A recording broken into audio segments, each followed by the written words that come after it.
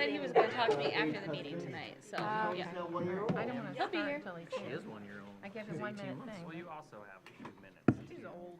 I mean, she'll be 18 months. at the Yeah, end we of this got the. Announce now. Because she has lived her first year, first full year. How you doing?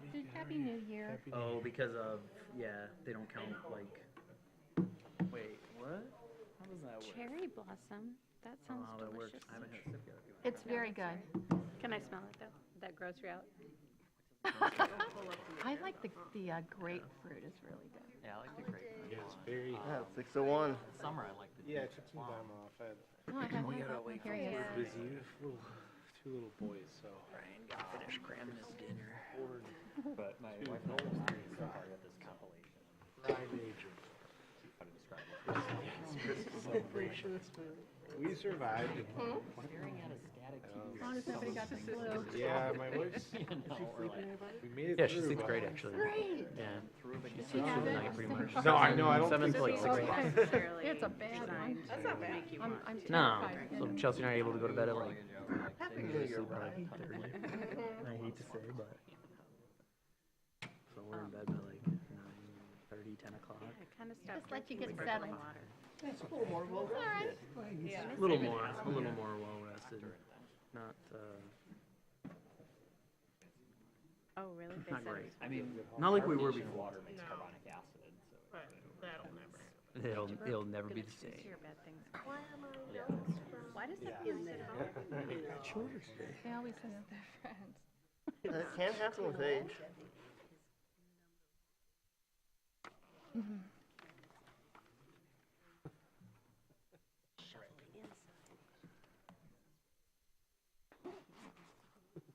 I know it's a little more minute. Give me time to get settled, you know. We're easing into the new year. Okay, everybody, welcome. Happy New Year to everyone. I hope your Christmas holidays were great. This is the Traverse City Planning Commission regular meeting, January 6th. Call to order. Do we have to take roll call? Commissioner Deturi, Here. Commissioner Hershey, Here. Commissioner Treadwell, Here. Commissioner O'Brien, Present. Commissioner McGillivray, Here. Commissioner Anderson, Here. Commissioner Swanson, Here. Commissioner Cameron. Present. Thank you. As always, our land acknowledgement, the land on which we gather is the territory of the Ottawa and Chippewa peoples who have stewarded this land throughout the generations. Thank you for your strength and resilience in protecting this land and inspiring us to uphold our responsibilities to do the same. Are there any announcements? None at this time. Office hours?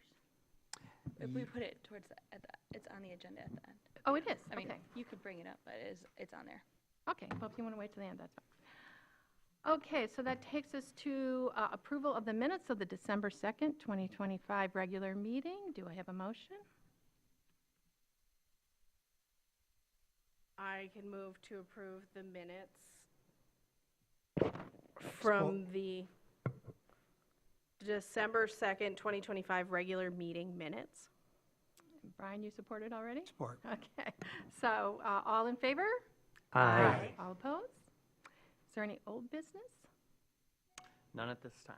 Okay, so we will move on to new business. This is our organizational meeting where we select new officers, and I just want to say that it's, it's been my honor to serve as the chair for the last few years. I've worked with some really great people, with staff and commissioners, including the commissioners who are no longer on the Planning Commission, on some really important things, and it's been great that these people really care about the city and the future of the city, so I want to thank you for that. And tonight we're going to be picking a new chair, so that's always an exciting time for an organization. So we're going to start with the election of the officers. And so I'm declaring that the nominations are open, and we're going to select officers in the following order: chairperson, vice chairperson, and secretary. Does anyone have a nomination for chair? Can I add one thing before the nominations begin, just to Yes. clarify that? Ex officio members, so that would be Commissioners Treadwell, Anderson, and Swanson, are not eligible to serve as officers under the Yes. state guidelines. Yes, So thank you. Yep. Shay, I think I saw your hand up. Who would you like to nominate? I would like to nominate Anna Deturi for chairperson. Anna, do you accept the nomination? Yes. Okay, does anyone else have a name to put forward for chair? Okay, seeing none. We have Anna, then, let me make sure I'm doing this right. Okay, now we have nomination for the vice chair. Don't, No? yeah, we You'll need vote a- on them You'll need a first. motion to close the nominations, the I second. do wrong every I time. move we close the nominations and cast a unanimous ballot for Anna Deturi. Is there a s- Support. Okay, there you go. all in favor? Aye. All opposed. Congratulations, Anna, I'm excited for you. Thank you. All right, now we have a nomination for the vice chair. Does anybody have a nomination to put forward? Shay? I nominate Brian McGillivray for vice chair. Brian, do you accept the oops. Sure. Brian Enthusiasm. accepts the nomination. This was a question, so I have to close this one every time, right? Yes. Every time. Okay. Is there any other name to be put forward for vice chair? Okay, so I'm closing the nominations. And I know, Yeah, I move Motion to to- close the nominations. okay, motion, I do it wrong every year. Motion to close the nominations. That was you? Yeah, it was me. Support. Yeah. We don't have to vote. Yeah, we We do. do. All in favor? Aye. I did read this 20 times, and I was voting wrong. Okay, so congratulations to Brian as the vice chair. Next is secretary. Do we have a nomination for secretary? I move to nominate, nope, I don't move. I nominate Shay O'Brien as secretary. Jay, do you accept? I do. Now we have to have a motion to close the nomination. I move to close the nominations of secretary. Support. Are all in favor of closing nominations? Aye. Okay, so we've done that. Now we have to vote on each person individually. No, we just No. did that. Yep. Yeah. That's, Mhm. well, why is it number 5 Point on of the list? order. I'm not Because sure, it but was a we little- voted to close nominations. I don't Yeah, know we that we don't, voted. yeah, we closed nominations, but appoint. we didn't actually vote. Oh, on the that's vote. Oh. right. The, We I will did say, for- the motion that Brian made Brian's for the was- first one was to close Yes. and unanimously vote for. Yeah. So the chair The did others get were voted not. on. But not the other ones. So yes, now we have to vote on Okay, me and, Or Brian, yeah. so we have to have a motion second for Brian. So who moves to vote on Brian for the vice chair position? I will make the motion. I second. All in favor? Aye. All opposed? Then we go on to Congratulations. Shay as secretary, who would like to move to, I'll make that motion. okay, second? Support? All right, all in favor of Shay remaining the secretary? Aye. aye. All opposed? Phew, we got through that. Okay, so now we're going to take a moment to do musical chairs. Anna, do you want to come sit up here? Sure. Do you want to Brian? just swap so we don't make other It's, people? it's whatever you wish to do, but usually Okay. you do sit up here. Yeah, let's just have us swap, so not everybody has. And then we can swap the tag, name tag. That's this chairperson. Been ready for this, and I have so much stuff. That's for Brian. Mm-hmm. All important. I have no gavel for you, my dear.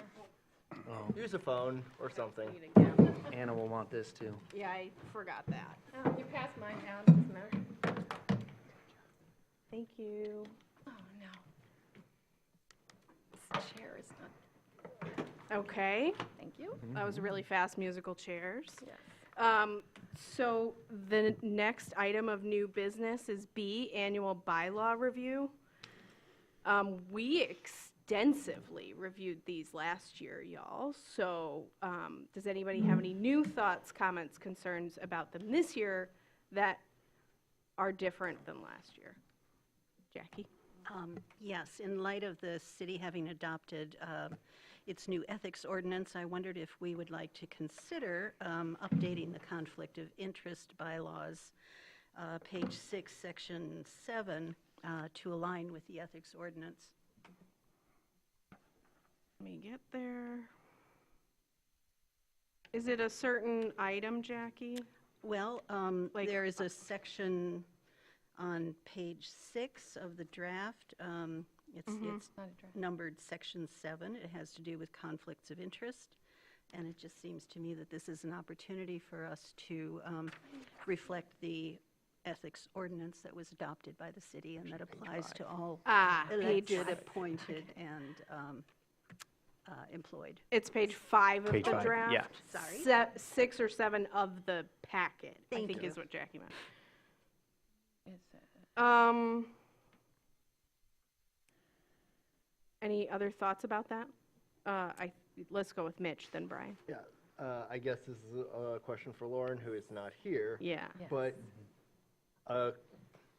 even though, yes, the ethics policy did get extensively reviewed multiple times by Lauren, I do wonder if any part of this language is specific to the Michigan Zoning Enabling Act in some way that we can add a section C, but we shouldn't change A, B, and C. Need a section B. Yes. that's I'm going to what go to section Brian B. because he was up first, Jackie, but then you're next. So just to be clear, if you read our bylaws, we would be amending our bylaws. And to amend our bylaws requires a written proposal be presented to the Planning Commission for consideration prior to the meeting. Correct. So we're just discussing everything now. We're not making any changes. I'm open to changes to the bylaws. I just haven't, to the ethics aspects of it, but I haven't, no one's provided me a copy of the new Yeah, city exactly. ordinance yet, and even though it impacts all of us, and I've got no opinion on it until I've been presented a copy and see what you're proposing to be incorporated. Yeah, that was my first thought, is we haven't been delivered it yet, so I think maybe maybe we ask for a memo from the city attorney reviewing this aspect of our bylaws against and/or next to the ethics policy, as well as like asking for a copy of that, since we haven't received that yet, to be reviewed at a future meeting, because obviously Brian said we can't change it on the fly. And also, we can amend these at any time throughout the year. So I think there's no real rush. I definitely think we should consider it. I agree with Mitch in that not replacing, because we're already adhering to the Planning and Zoning Enabling Act, but like maybe an addendum or a D. But again, once I hear from the attorney, I'd feel more comfortable about that. And can I add a suggestion on that? You know, these 3 items were listed out, the appearance of conflict, contractual conflicts of interest, and financial conflicts, and they were spelled out in the bylaws in absence of an ethics policy that addressed that. I think the easiest solution, once you're ready to do that, in this section is just reference the ethics policy, because it's Yeah. all spelled out there. That way, if the city commission ever makes a change to it, your bylaws aren't going to be out Instead of of sync. conflicting. It Yeah. just says, we will abide by the, Okay. but I think a valid point was made, getting some more information from the attorney. And I was in her office today and heard her talking about some training that she has planned in the next quarter or 2 with all the bodies. So I do believe that information will be coming to you shortly. Jackie? Just to say, I merely wanted to put it on the radar. If we'd like to consult with the city attorney on that subject for future direction and sharing of information with the planning commission, I'm happy. Do we think that we need a motion to get the city attorney's attention to then review and provide us this feedback? Or is this enough for staff to just take to her and? I think this is enough, and based on the comment I heard her made today about the programming that she's working on, I'm confident that it's coming, Okay. even without a motion in this particular case. Okay, so Yeah. then I guess that closes that, we're going to come back to this at a future time when we hear from the city attorney, the conflict of interest portion. And we can amend at any time. So are there any other items within the bylaws that we feel like we want to address? Brian? It was very slow. Well, I'm going to try and do this tactfully. And it has to do with scheduling. We're all unpaid volunteers up here, and we are scheduling our time and working around as I plan my vacation times. I'm scheduling time off for, avoiding 2 weeks of the year when possible. Can't always do it. And I will miss some time, but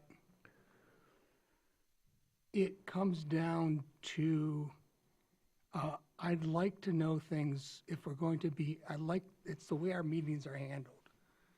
And right now, it's, if there's some conflict, sometimes we cancel the first meeting, we have the second meeting.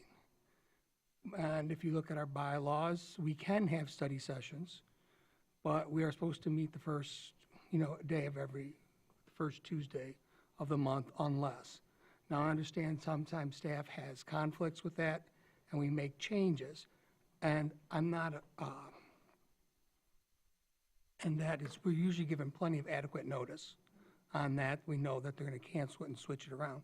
But sometimes we don't have a meeting, and then we have a regular meeting in the middle of the month at a study session because some applicant comes in and wants to do it, and they're not ready for the first meeting.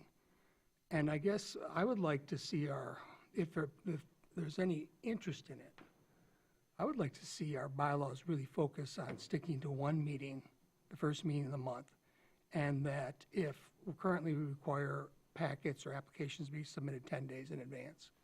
And I think that if they want to schedule a special meeting, it should be done no later than the first meeting of the month.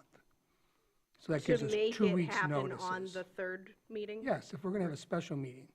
I mean, generally, at the first meeting, we know, we're informed if we're going to have a study session, and what the topics will be, and it's put out there for us. But sometimes it just pops up at the end, and suddenly we don't find out we have a meeting until the Thursday before. And I just feel like our time's not being respected. It's just how I feel. And so I want our time to be, I want people to try and respect our, we have one meeting. We're going to know if we're going to have a study session. I don't mind meeting twice a month. I just want to know we're meeting. If we're not going to meet, I want to know 2 weeks in advance. And then if for some reason that also allows us, if we can't make a decision or we need more time and we want to postpone it that first Tuesday to the third Tuesday of the month or reschedule something, that's the option we have as a commission. We're all here. We all have our calendars. We can make the decision. But I'm just saying that I don't like these surprise meetings. After the first meeting of the month is canceled, then suddenly we've got a heavy agenda in what's normally a study session, as opposed to, and just, I think that's something, I'll write something up if there's any interest in it. Mitch? Yeah, echoing that, it's not unexpected. We have on our calendar every first and third Tuesday, or for many days this year, they happen to be Wednesdays because holidays push city commission meetings back from Monday to Tuesday. But we have a set calendar. Yes, the city of Traverse City has a lot more going on, including in its planning department, than, say, Grant Township or Casson Township.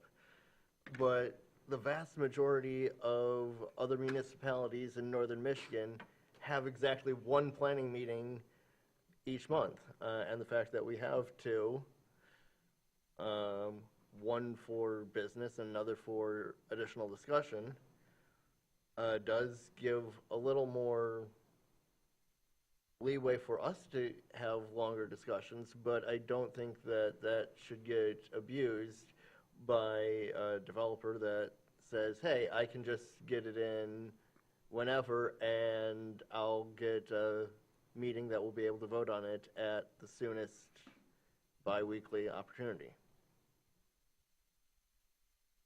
So, did you have something to say, Brian, in response to that? No, I mean, I agree. We can,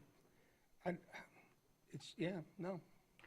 I think, do you want to go before me, Jackie? No, go Okay. ahead.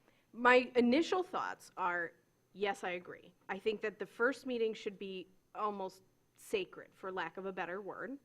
I think that the study sessions, we'll get to it later, but we have talked about the rewrite.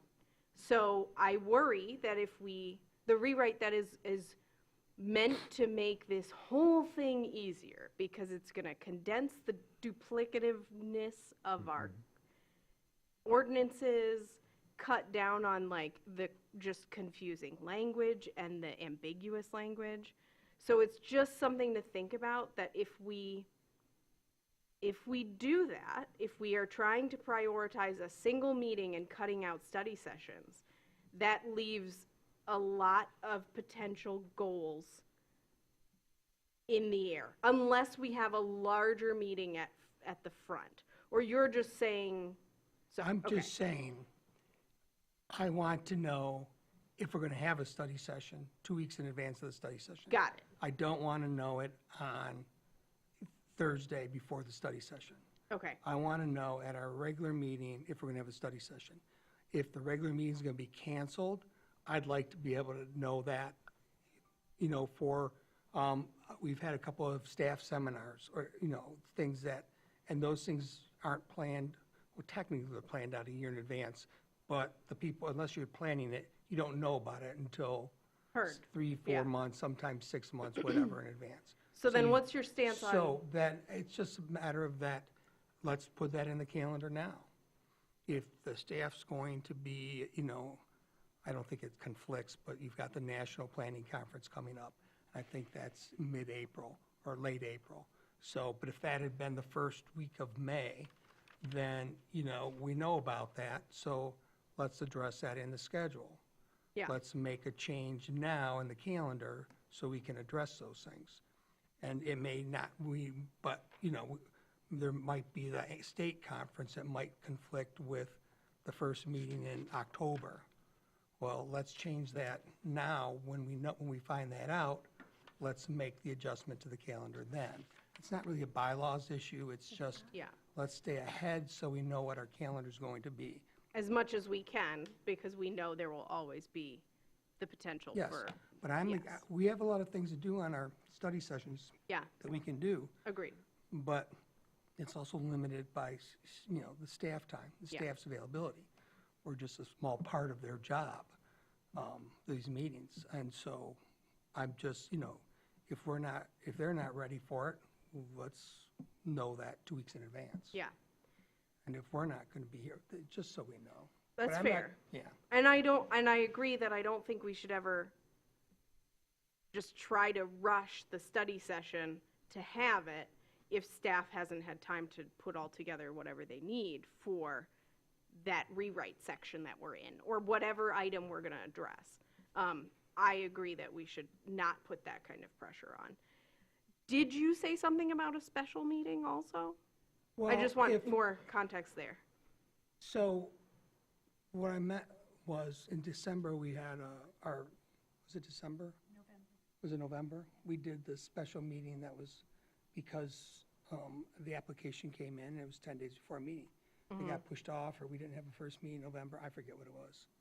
Didn't have the Okay. first meeting because the election. But I'm saying, It was the election, and we were all at the conference, the Right. state conference, so that's why the first one and- got canceled. But my point being is that if we're going to have that it should be the first, you know, that I don't want to be scheduling, so I want to know about that, okay? You're going to be in the conference, you got the election. Let's make that decision 2 months in advance, 3 months in advance. Okay. That's option number one. But number two, I don't want a developer to show up, or maybe the city commission throws something back at us, and they want us to have a special meeting at our study session you know, on that date, because they couldn't get it here in time for our regular meeting, or there's time to act. I'm saying I want to have that discussion by the planning commission for special meetings. I want that's got to be in 14 days in advance. In other words, if you want to have if you're a developer and you have something that you want us to review, but you can't have it reviewed until, but you didn't get your stuff in today, tough, you're going to wait till February. If you got it in yesterday, or if you got it in today, actually 14 days in advance. In advance of this. Yes, you've got it in today and told us they want to do this, they want to schedule this, make it a special meeting, you know, then we can decide if we want a special meeting for them. I'd accommodate it. It's not a huge issue for me. But I don't want to find out that, talk about it today, And then have it be Thursday and have it, and have it, they submit it, and they say, well, it's 10 days, they got to put it on, we have to have a special meeting. After I thought I had that time off. Now it gets yanked back. So, you know, it's just a time management thing for every one of us. yeah. Mitch, I'll bump to you and then go to staff, because I want their opinion. Yeah, I'm not expecting us or the planning staff to have perfect foresight, but for study sessions, that should generally be a topic, say housing or some aspect of the plan rewrite, or we're looking at rezoning this corridor along 14th Street, and that will be an extensive process, so here we're having a discussion about some aspect of it. But we know that, certainly staff will know that more than 10 days in advance, we can have roughly calendared those things. And also, yes, we do have flexibility to have special meetings, but we should know sometime in advance when that's happening, because due to an election, due to holidays or whatever, we didn't have the first meeting, and other things get pushed back. I'm not expecting every department and board of the city to mirror this, but City Manager Marentet has, as the city commissioner, done a very good job of each Friday in his weekly memo to the city commission, gives a calendar for the next several meetings about specific agenda items that are likely to come up. So last Friday, I pulled it up, and I can see for all of the meetings and study sessions in January and February. Are those set in stone? No. The agenda gets set the Wednesday before and then published on Thursday, but that still gives a broad idea about what topics are going to be hitting the plate at what time, and gives us, even if we don't have all the memos, some idea about what issues are going to be coming up that we can be preparing for and understanding some of the background on. Jackie? I just wanted to speak in support of Commissioner McGillivary's point. In preparing for tonight, I was struck looking over our shoulder at prior meetings at the dearth of Planning Commission meetings during the month of September, and then subsequently a special meeting called with short notice in mid-November. So while, like Commissioner Treadwell, I don't anticipate that we want staff time dedicated to filling in the blanks for a very complete identification of topics meeting by meeting, I think that the 2-week guideline would be very helpful. And I don't know whether there's any interest in perhaps re-examining who participates in development of our agendas and how those happen. So. Yeah, Jerry? Yeah, I also think, like, if you are someone that needs to come in front of the planning commission, like, there's no harm in saying, this is the meeting you can go to. Like, we're not gonna make an exception, or we can get this on last minute. Like, nope, the next meeting's the first of the month. Because I just think, you know, I know they have a lot going on, but if they're working on a big project, like, they should know to build in, like, I gotta do this huge process and go to the planning commission. So I think as long as it's communicated to whoever's trying to get in front of the planning commission, like, this is our sketch, you know, plan on the first meeting of the month versus, oh, we can get in at a special meeting last minute, because then that would eliminate some of the last minute stuff. Okay. Staff, let's hear everybody's thoughts. Yeah, I'm happy to accommodate that. I just want to clarify, like, we don't get pressured by developers to hold the special meetings and push things faster than, I mean, because anything that comes to you has to go to design team before it even comes to you for staff review. So that automatically means it's sitting for 2 weeks after the application. So we haven't been in a position yet.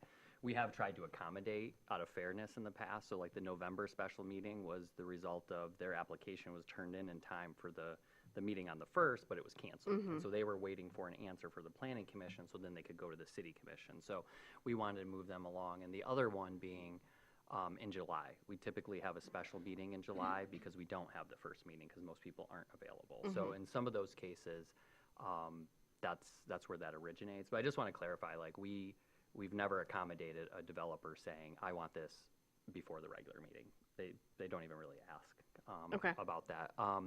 And then the other thing I was going to say, and sometimes the special meetings are actually generated by other departments. So the meeting that is scheduled in 2 weeks is prepared to be a special meeting because the engineering department this month is going out to bid on their projects for this next year, and they need the location, character, extent review by the planning commission before they can go to bid. So that is something they came and talked to us about today. So not a development, just a city city business situation that needs a decision by the planning commission.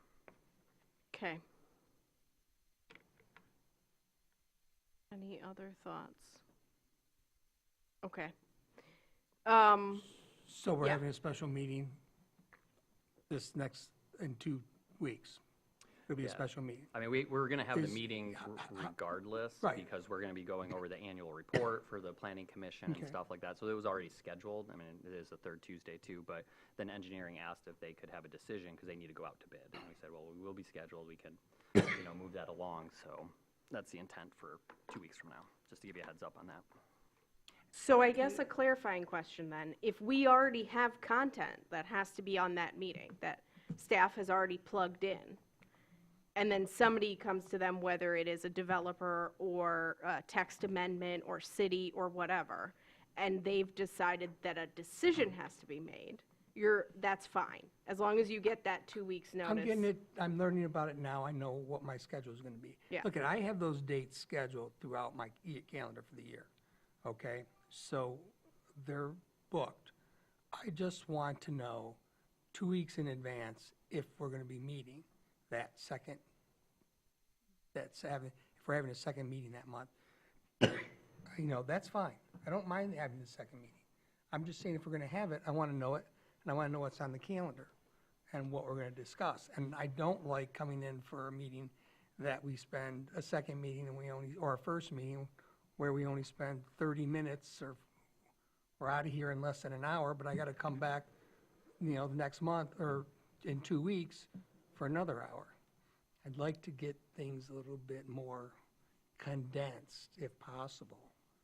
I mean, if Okay. we cancel the first meeting and go right and just have a second meeting, I'd rather have a 2-hour meeting than 2 one-hour meetings. I think that works for everyone. It's not always possible. Yeah. But, and that's good. And I think we met this July during Cherry Fest. Didn't we? I think we did the second one. Yeah, we didn't meet during. We didn't We meet didn't that during first Cherry one. Fest? We canceled it? Okay. Yeah. So maybe we should just cancel that. I do now. think that's fair. Let's just change the calendar. And count that that's. You We have one meeting in. You said if you were chair, you wouldn't have summer meetings. I remember you I saying know, that. but I'm only vice chair, so I don't even cancel one. You get to meeting, cancel one. So if we're only gonna have that one meeting, we should just Yeah. schedule it now and eliminate the first one off my calendar.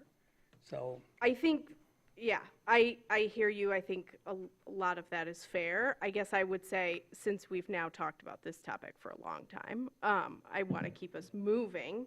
But I think that my idea, just off the top of my head, is in the planning department reports, like when we get to the reports section on the agenda, maybe that's where you're like, well, as of today, here are some of the potential, like, this is what we think we're going to cover at the next session. We're definitely holding it, or we're not holding it, and here are some of our topics. Just like a blip outline so that we can jot, I think we're adults, we can jot it down ourselves so that we can prepare. But at least we're getting a little bit of that, and then staff and I can work maybe with something more in detail down the road if and when they have capacity and we have time to come up with a better system of like the potential review that you've talked about, Jackie. I think that like asking for that right off the bat is like not attainable. So I think if we start maybe putting it in reports, that would be great. Like you would stick in today's planning department report like this, we're having it, blah, blah, blah. Just to see if that works for a little bit.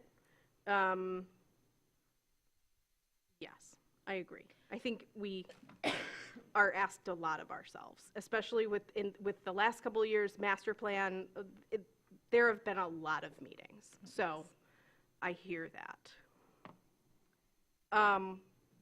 Any other bylaw review conversations? Because that was not really. No. Yes, Jackie? I noticed in looking at the section 9H about public hearings that it requires a 1-year delay for reconsideration. And my question is whether that's aligned with the comparable policy for reconsideration in the city commission bylaws. Is it the same? Is it different? If it's different, I wondered why. So some help with that would be appreciated.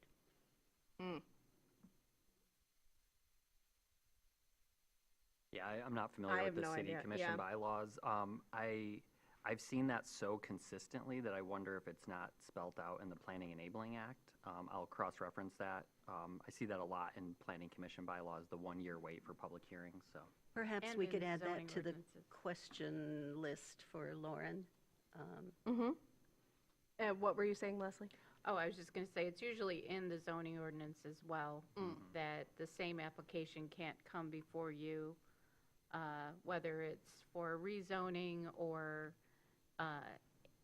like a zoning board of appeals request or anything. Generally, those have to be, you have to wait a year, come back again. And you're just wanting it to be aligned, or? I'm just wondering if it's not aligned, is there a good reason? And if there isn't a good reason, do we want it to be aligned? The city commission rules, if I recall, vary based on what's being voted Item. on. And what kind of, whether it's an ordinance, a resolution, whether it's zoning. It's Whether like it's budget. budget, there's all sorts of, so, Yeah. I mean, some of the stuff doesn't apply to us. Complexities. Yeah, it's, Yeah. so And- it's, but generally, it's all, I think they're right, it's all laid out in ordinance. And most planning commissions will implement something like that in their bylaws to frankly not waste your time. Like I worked for a planning commission once where someone wanted to do a fireworks tent and it was voted no, and they just kept applying every month till the planning commission's like, we've already voted, like Yeah. unless you've changed your proposal, so they kind of beefed that section up a little bit to give them the strength they needed. So that's really where a lot of that originates, is so that once you've made a decision, someone doesn't just keep coming back to you, because if they do submit an application without some of that spelled out, those limitations, then you have to afford them the due process and go through the process again. It could, if it's one that requires a public hearing, I mean, that could get very expensive month after month, doing the same notices and stuff like that. So is this worth an ask of Lauren to just get her take on it?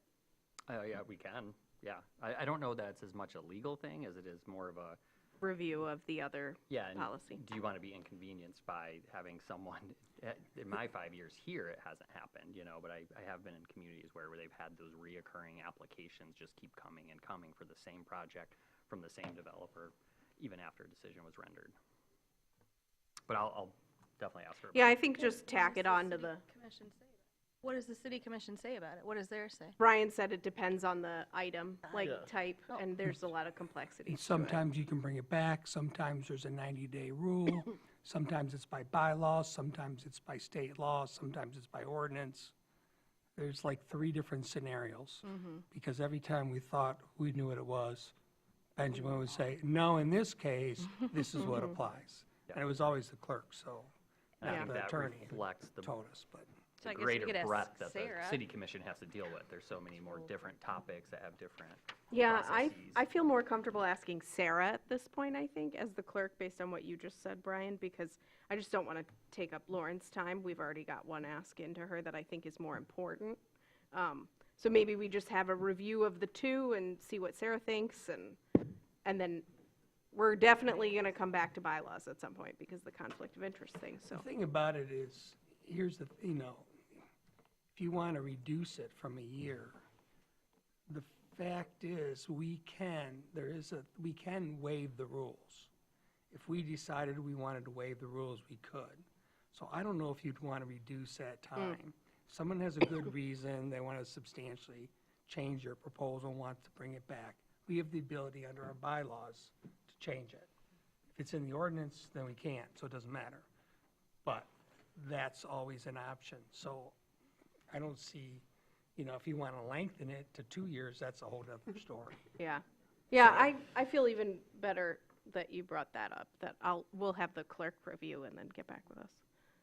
Mitch, did you have something or no? No. Okay. Great. Jackie. Okay. In section 10A, regarding public comment during agenda items, it currently reads, as part of its deliberation, the Planning Commission may clarify, answer questions, and ask questions as a result of public comment. I am seeking some clarification on how this looks in real life. Does this imply that we have the ability by bylaw to interact with public commenters? Because I think it could be read that way. So I guess I'm asking about intent and if the phrasing needs to be clarified. It says as a result of public comment. In other words, someone gets up, they make a public comment, they have their time in front of us. It's not our time to interrupt. As a result of their public comment, we can then ask questions. You could potentially ask a question of the member of the audience, or you could, but generally we would just simply make a comment regarding their public comment. We can ask staff questions about it. We can ask the applicant a question about it as a result of public comment. I think that's the key word, not during public comment, as a result of public comment, which means after public comment. We could ask those questions. Yeah, I think it's just giving you permission to continue some sort of conversation, because as far as I'm concerned, we can't be going back and forth. We can't be answering questions. And is that actually in the bylaws? That's anywhere? in the Zoning Enabling Act. Okay. Then I would suggest that I find a simple reading of this to not be as clear as your understanding. I would propose that it be rephrased for better clarity. Mitch? Yeah, and both from a range of city boards and from a lot of other municipalities, the only time I have seen questions getting asked of a member of the public that isn't the applicant or a staff person is when we find through a person getting up and speaking publicly that we have an expert in the room that can answer questions that have been raised, that the applicant, staff, other people are unable to answer.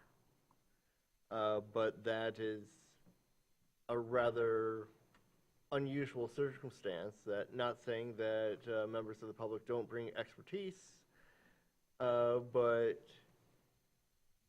they are generally not uniquely qualified to answer specific questions that can't be better answered by staff, by the applicant themselves, or by somebody else that we can go and find that didn't show up to voice a specific opinion.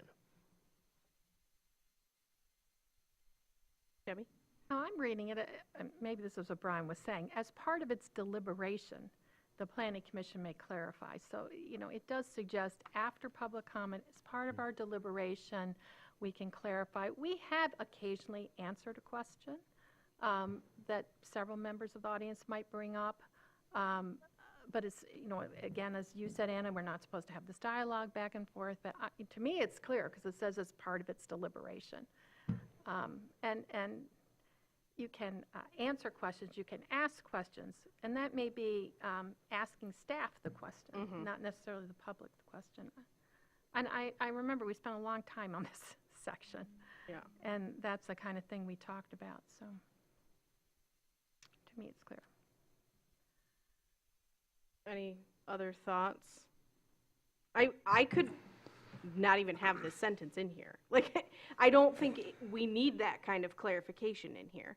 I think it's clear to me what public comment during agenda items means. Because this is not speaking to us. It is speaking in particular to the public comment that happens after every agenda item. So it's really just saying you can deliberate about it after if you want, but like in a really lengthy, confusing way, in my opinion. It's like there's too many. Why does answer questions and ask questions? You could just say answer and ask questions. Like it really is a clunky sentence. So I defer to the group. I think it's a good point in that it probably isn't needed and it is pretty confusing. But also, like, is it worth going through the whole process of removing that single sentence? I don't Well, know. the bylaws are gonna, if you know, again, it comes back down to amending the bylaws. Mm-hmm. If someone wants to make a proposition, put it in writing, submit it to us for our next meeting. Mm-hmm. You got 10 days before the meeting, so that's Thursday, or for a future meeting, and it's on the agenda, we consider it. Yeah. Simple as that. So, you know, Fair. Any last thoughts on bylaws? Because I think that's a good ending point. Jackie? Just one more, 'Kay. please. In section 10, item D, about unduly repetitive public comment, it appears right now as though the presiding officer, which would ordinarily be the chair or the vice chair, has a unilateral authority to terminate what they determine to be unduly repetitive public comment. And I would ask my colleagues whether there is any value in having that require a motion from the commission and a majority vote of people on the commission, rather than it being a unilateral decision. We've never had that happen. So in my opinion, I don't think it's necessary. Like, I don't ever plan on interrupting a public comment ever, other than when it's disrespectful. But if it's unduly and repetitive, we Well- sat through hours of repetitive comments, so I'm fine with it. But I think this But is go why, ahead. a good reason why it's there. Sometimes a comment circulates amongst 30 people, and 30 people get up and word for word read the exact same comment. And I think if that keeps happening, it's okay for the chair to say, does anyone have a comment other than what we've been hearing? Because we've heard this now 22 times, the exact word for word. And I think that's why it's in there. It's not trying to cut people off necessarily, but, you know, meetings, as you know, can run to 11 o'clock if 50 people are reading the exact same thing over and over again. And I think that's what the unduly repetitive means. That's fair. I hadn't thought about that instance of like a script. Yeah, It has happened. that Yeah. has happened. Jackie? If there's no intention to use it, and if we run the risk of infringing upon individual freedom of speech, should we simply remove it? No, I think the authority makes sense if it's happened before, like Mitch and Debbie just said. How often has it happened? Rare. Couple times. Yeah. I guess I'd go back to what Brian said, which like if somebody has, if you feel strongly, Jackie, about wanting it removed, you can put it in writing and bring it back before us. But I'm not getting the vibe from people that it's necessary to remove it right away.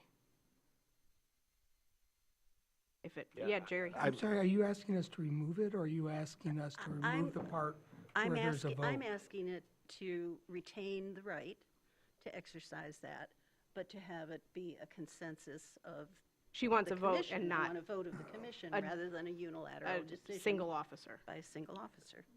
That just seems like prolonging the meetings to me.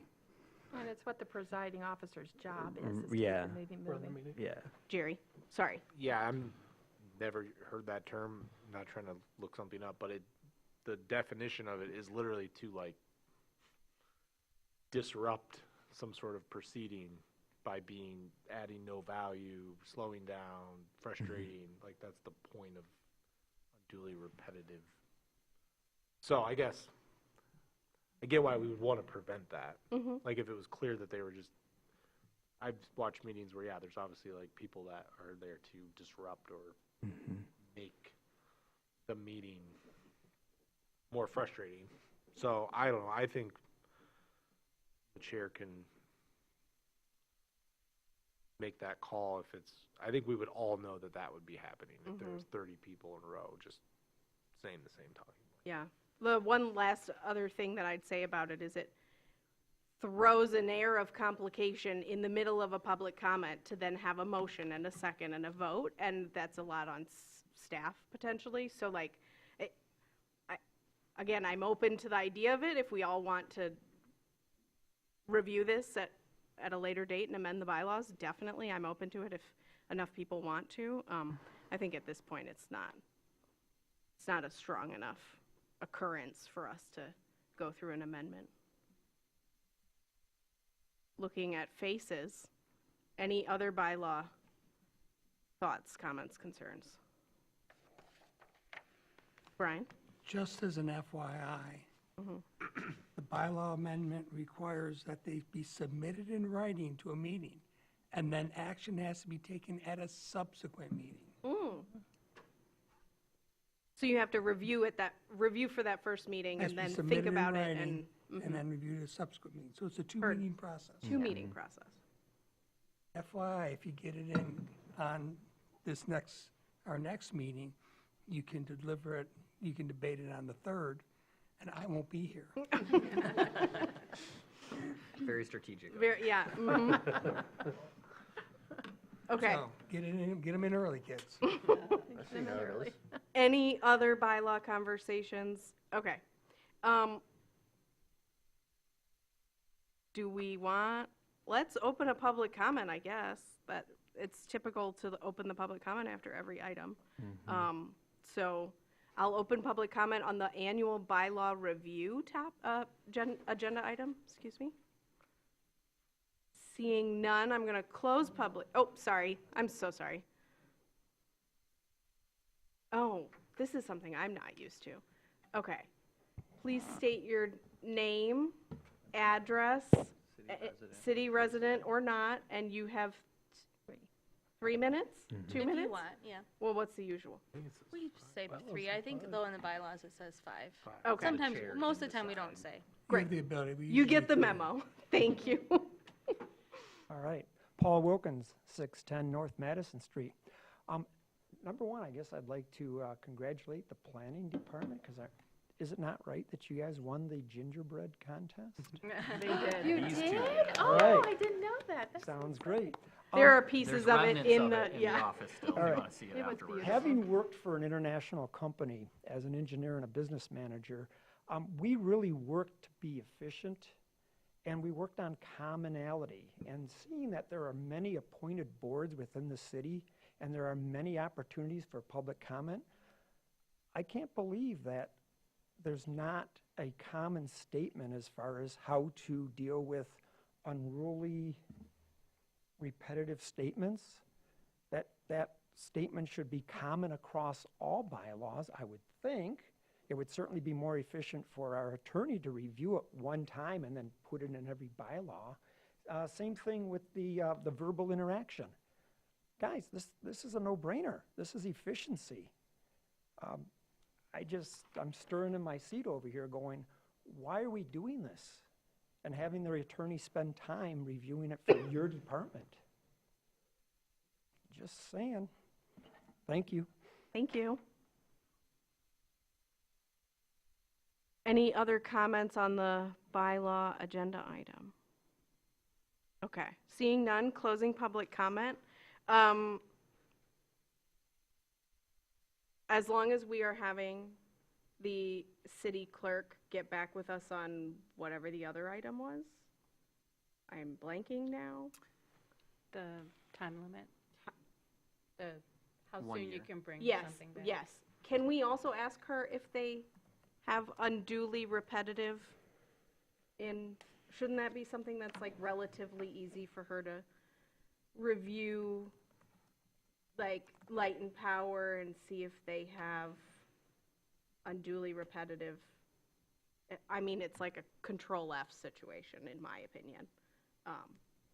But I guess any one of us could also do that. We could pull up these bylaws for Light and Power and Parks and Rec and see if they have that kind of nature.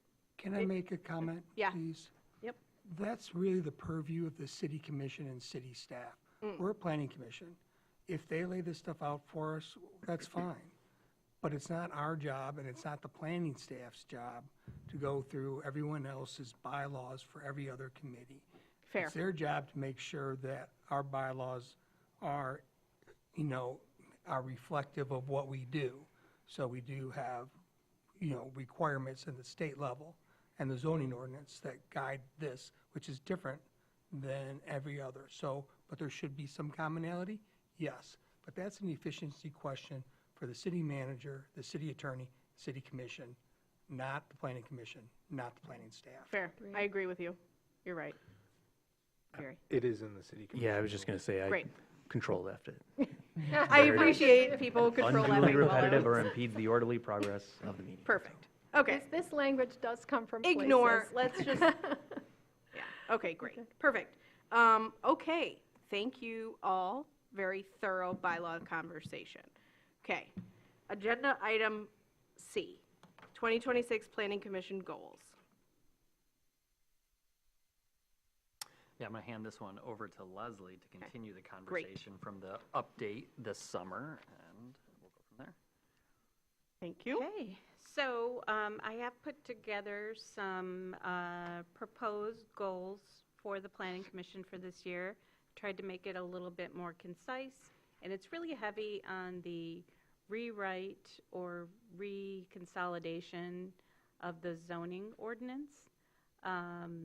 It's been talked about within our office. It hasn't really been called out in the past. I think if, might be a good time to just confirm that this is a goal of the Planning Commission to do a full rewrite to make it a little more clear and fix some inconsistencies and just get a fresh copy without a lot of amendments within it. It's always a nice thing to do.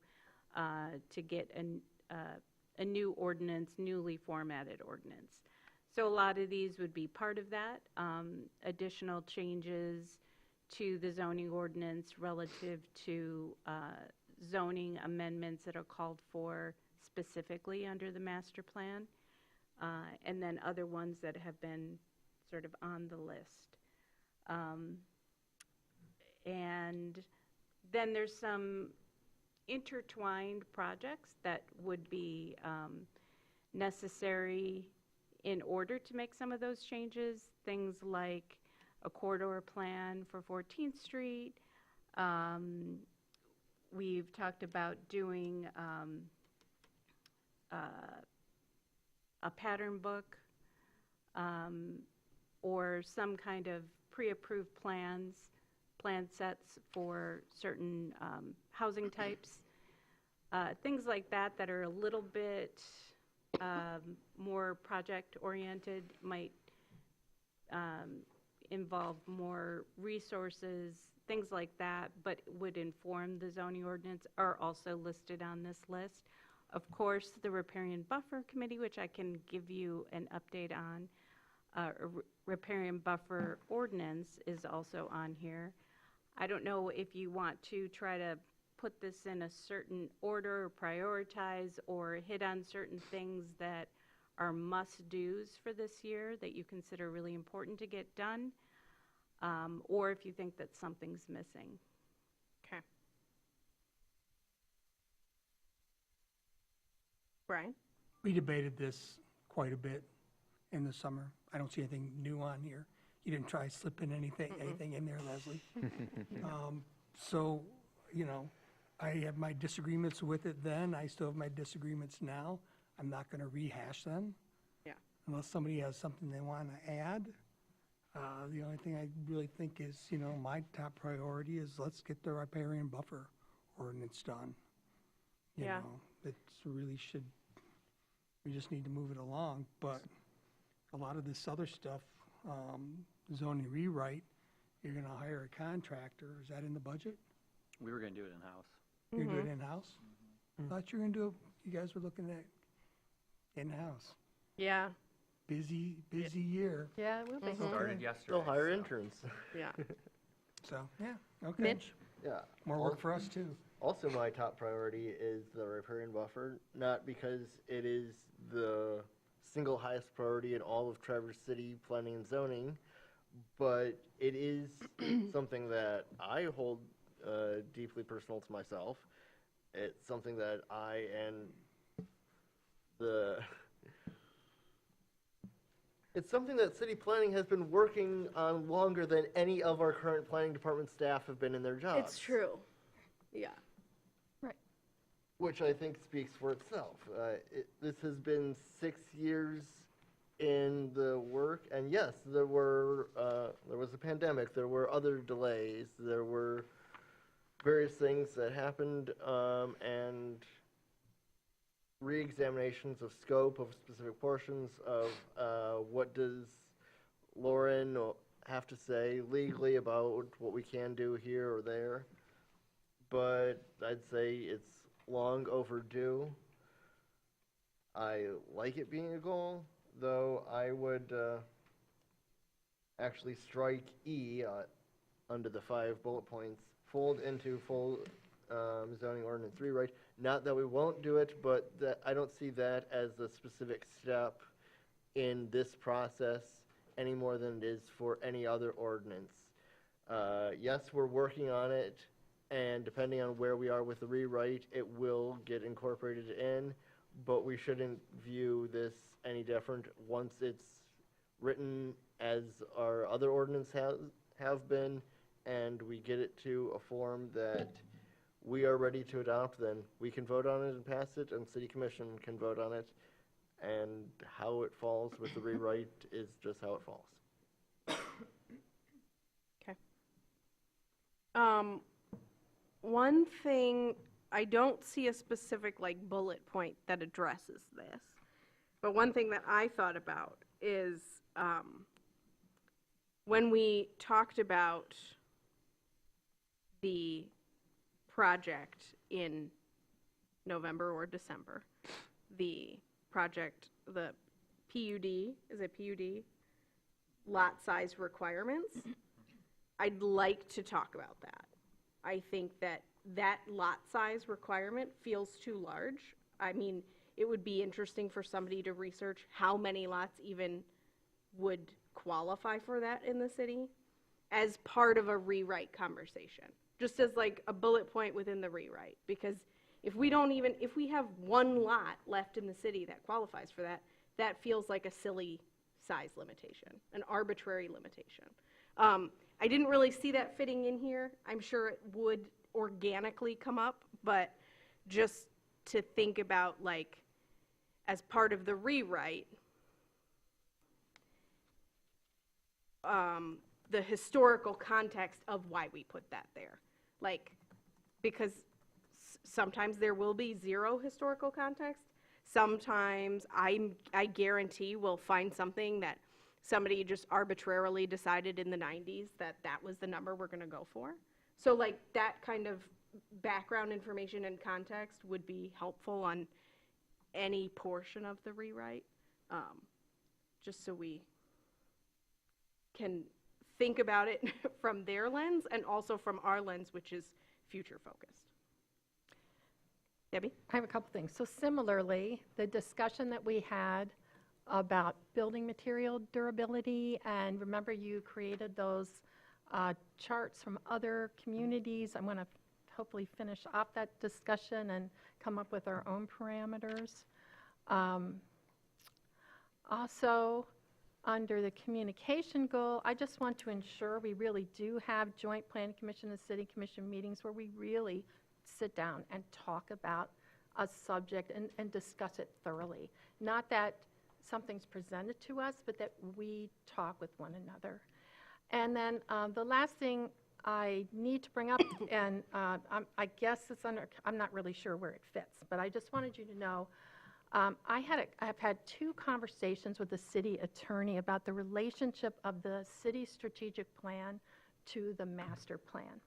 And she is willing to write a memo about this, but she needs a motion from this board to ask her to write this memo on the relationship between the strategic plan and the master plan.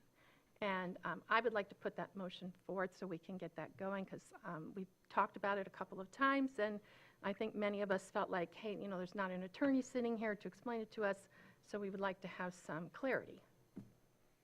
So I'd like to put forth the motion that we request from the city attorney that she produces a memo on the relationship between the city strategic plan and the master plan.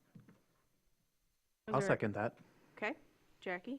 Wait, can we engage in conversation before the vote?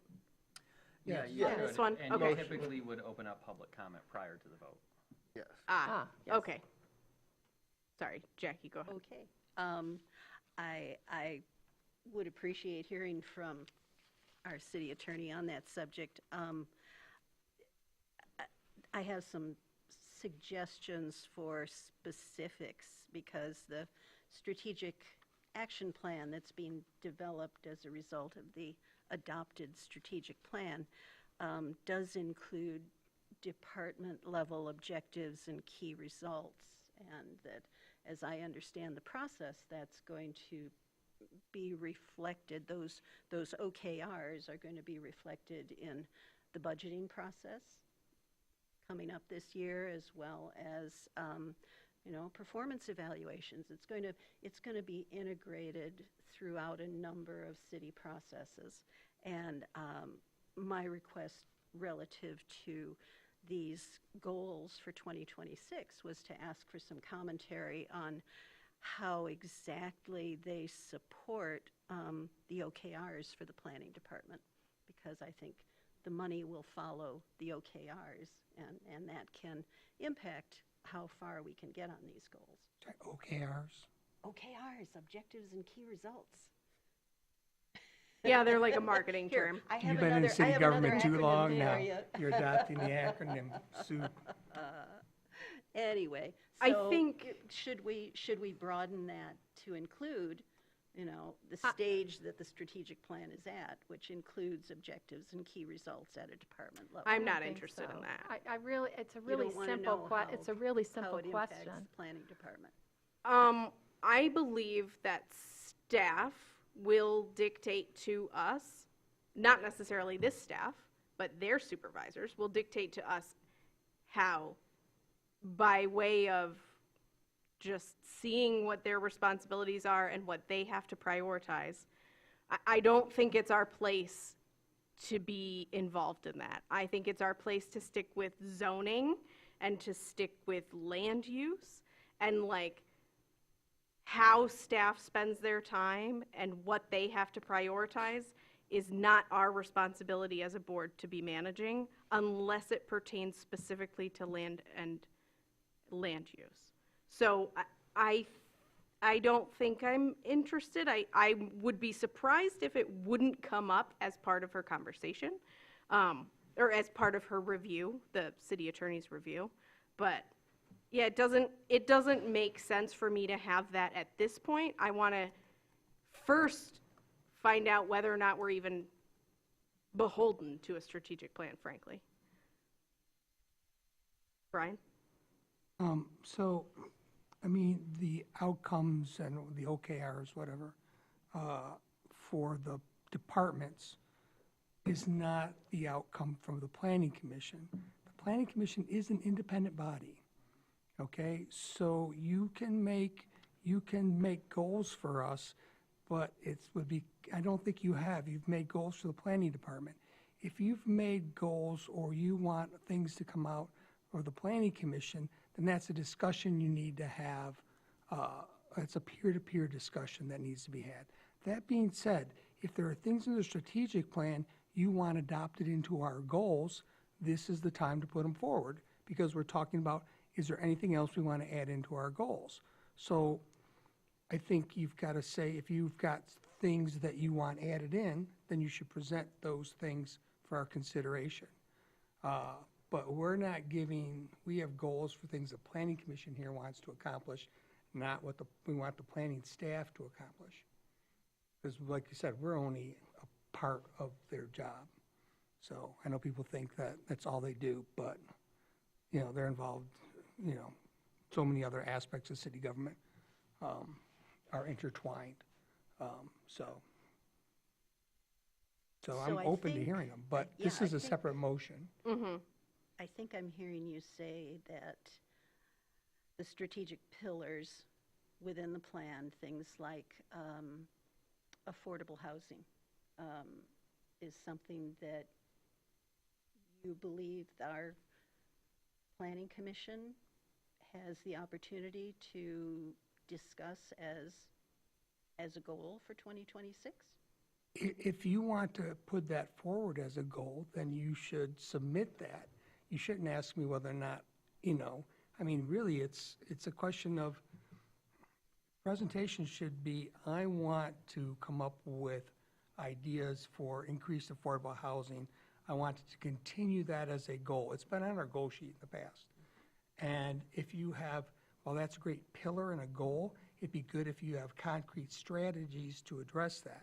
Some of that stuff we've already done, and we did have a meeting with the city commission on that.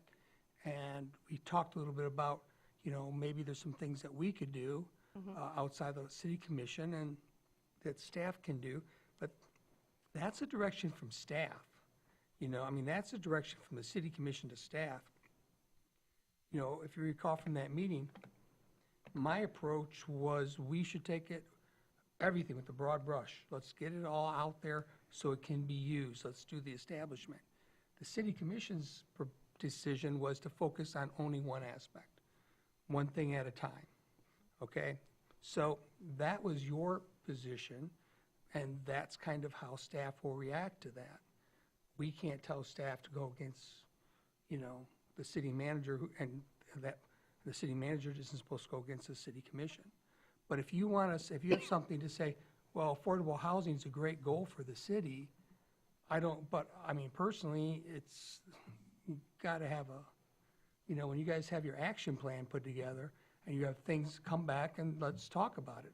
Or if you have things, actual steps to do. I mean, we have goals, affordable housing, but how are we gonna accomplish that goal? It can be an objective, but I need something to, you know, come up with something else that you want under there for how are we gonna do this? What are the steps we're gonna take?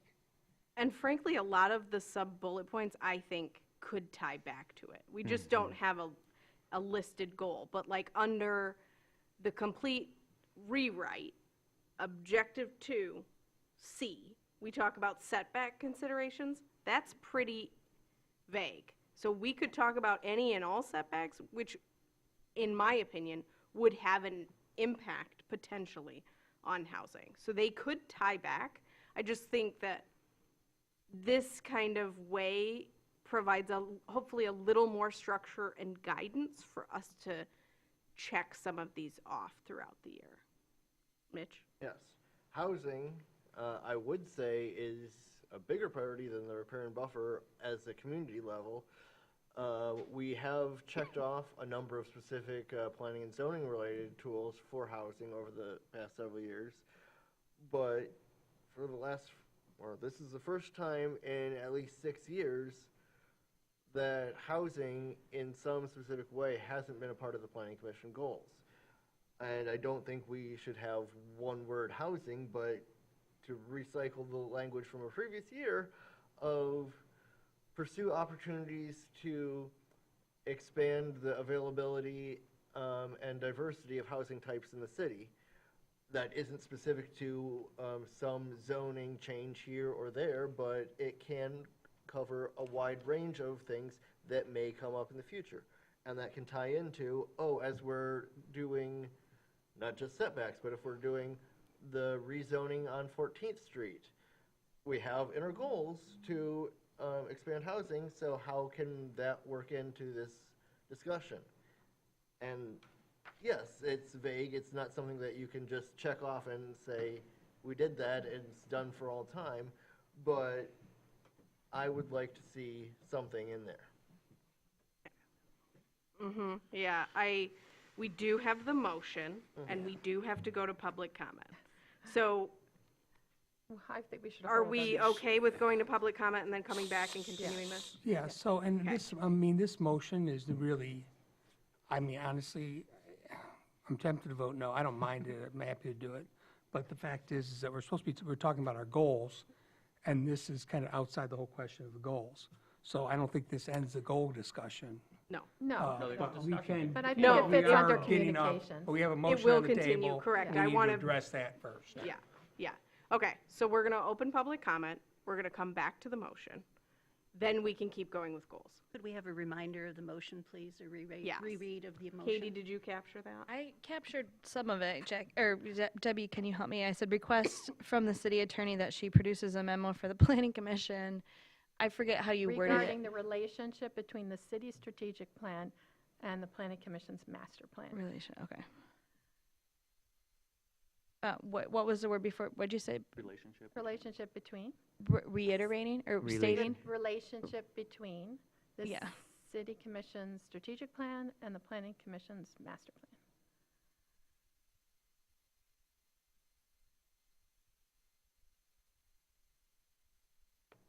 Okay. Okay. We're going to open public comment. Then we're going to come back to goals. Or vote. Nope, you're right. Then we're going to come back to vote, then we'll go back to goals. Correct. Okay. Is there any public comment on the goals for the planning commission? That's the specific item we're talking about now. No, No, we're not the goals. We're talking about About the the motion. The motion. I'm so sorry. Yeah. But is there can there be public comment on a Yes. motion? Yes. Okay, Public okay. comment on the motion, yes. Great. So we're doing public comment, I'm so sorry, on the motion for the city attorney to review the relationship between the strategic plan and the planning body's master plan. Okay. I apologize for having to amble through that. Okay. Seeing no response, closing public comment on the motion, coming back to the body. All those in, do we discuss or do we have to You can ask if vote? there's any You can further Okay. comment. Any further comment on this motion? Yeah, Jackie. Point of order, this motion and this topic was not noticed in the agenda? It's not required to be, I don't think, if we're just asking for a memo. We're asking for a memo, and I wasn't really sure where to bring it up, but I thought it fit under communications goals. In order to get the memo, we need to have a motion and a vote, or we can't have the memo. I think it's a questionable Yeah. appropriateness, but I think it's there, let's just do it. In this case, it's questionable, but I wouldn't, I don't want to spend an hour studying it one way or the other. Yeah. Okay. Are we ready for a vote on the motion? Okay. So, all those in favor of the motion? Aye. All those opposed? Hearing none? Motion passes? Thank you. Okay. Goals. Back to goals. I have to agree with Mitch. I'd like to have either something that carries over from last year, whatever we said about housing, and if some of that has been accomplished, we'll take that out and see what's left. But I always want to have a housing goal in here.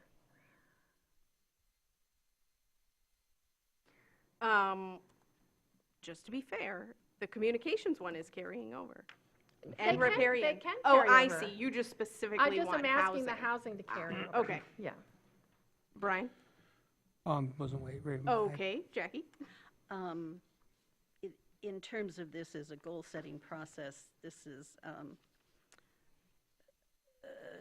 has some gaps in it for me.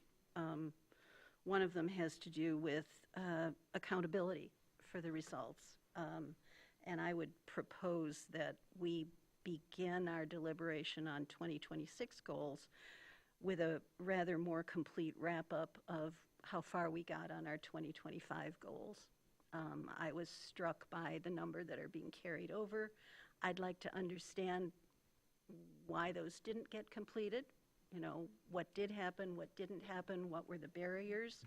Is there anything that we can anticipate and be proactive about working through in 2026 if we do carry them over? So I think that sense of holding ourselves accountable, I'd like to propose that we request from staff a quarterly goal progress report that would help us to understand so that hopefully something like the riparian buffer ordinance isn't carried over for a period of years, that we can help ourselves to be disciplined in the timelines for these goals that we apparently want to be serious about. Can I hold on that one? Because I C, I think, addresses that. And I wanted to see if Leslie had an answer to that, because. I would like to continue Okay. my comments, if you don't mind. Okay. And then the other issue that I have is to do with alignment. And I appreciate that we'll have a commentary from the city attorney on her perception of master plan versus strategic plan. I think that alignment of every department in the city with the strategic plan is, it's coming.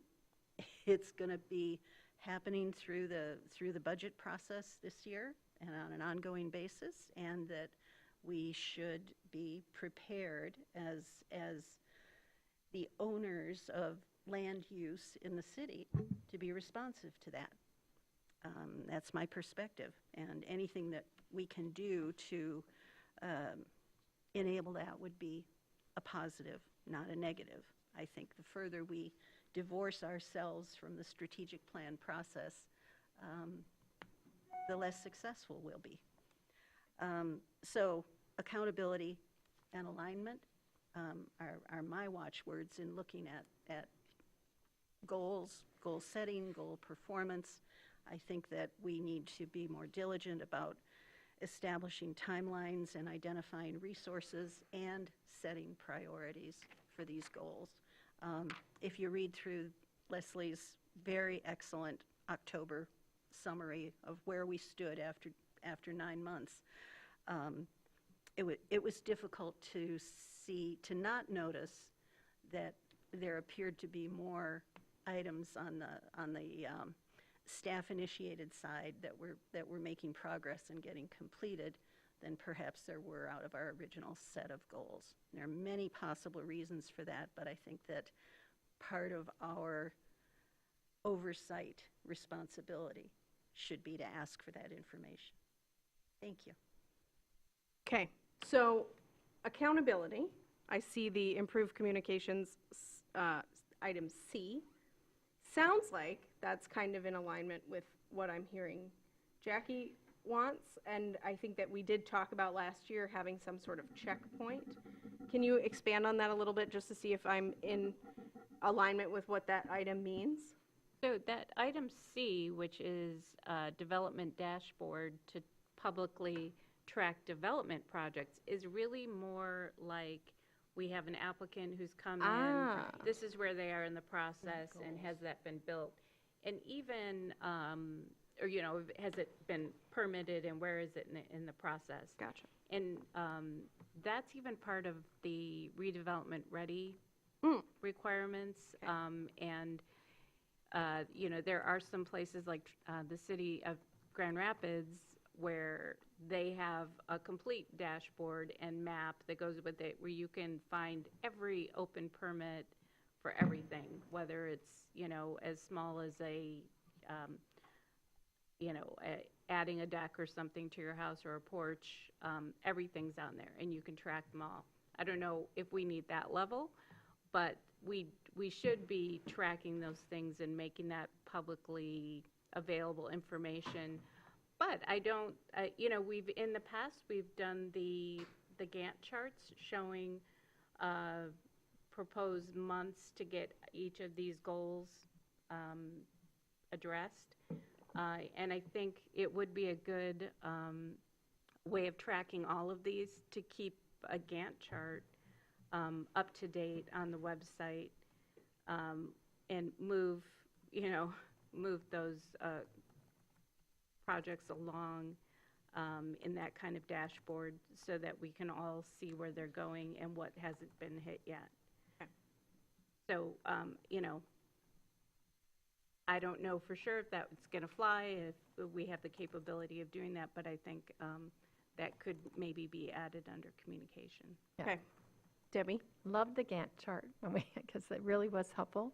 Something else that's easy to do that might also be helpful is when you're listing the agenda items, put in parentheses next to it, each item, if it applies, like, and I'm just saying communications, goal A.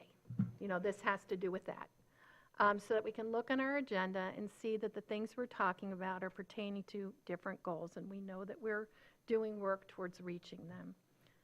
So that's an easy. I think that's a fair idea. Jerry? Yeah.